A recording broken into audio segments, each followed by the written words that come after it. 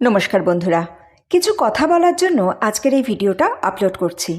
March এবং April মাস 2026 সাল 2026-এর March এবং এপ্রিল মাস সবাই একটু সাবধানে থাকবেন, সবাই একটু নিজের যত্ন নেবেন, যতটা পারবেন মেডিটেশন করবেন। কেন বলছি, এই দুটো মাসে এমন কিছু গ্রহের যোগ আছে যে যোগটা আমাদের কিন্তু জীবনে অনেক পুরনো কিছু ফিরিয়ে আনতে পারে। পুরনো কিছু মানে পুরনো সম্পর্কের কথা আমি বলছি না, পুরনো রোগ ফিরিয়ে আনতে পারে, পুরনো কোনো ট্রমা আমাদের জীবনে ফিরিয়ে আনতে পারে। এমন কোনো জিনিস যেটা আমরা সম্পূর্ণ সুস্থ হয়ে গেছিলাম কিন্তু সেই জিনিসটা আবার আমাদের জীবনে চলে আসতে পারে।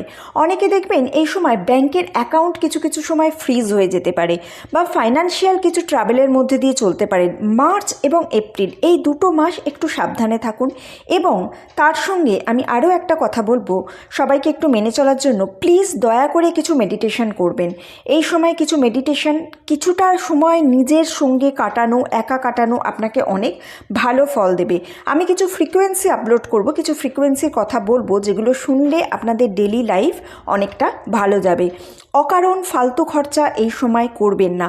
যুদ্ধের একটা পরিস্থিতি সৃষ্টি হচ্ছে, ভারতের জড়িয়ে পড়ার খুব কম চান্স থাকলেও কিছুটা কিন্তু আছে। ভালো থাকবেন সবাই।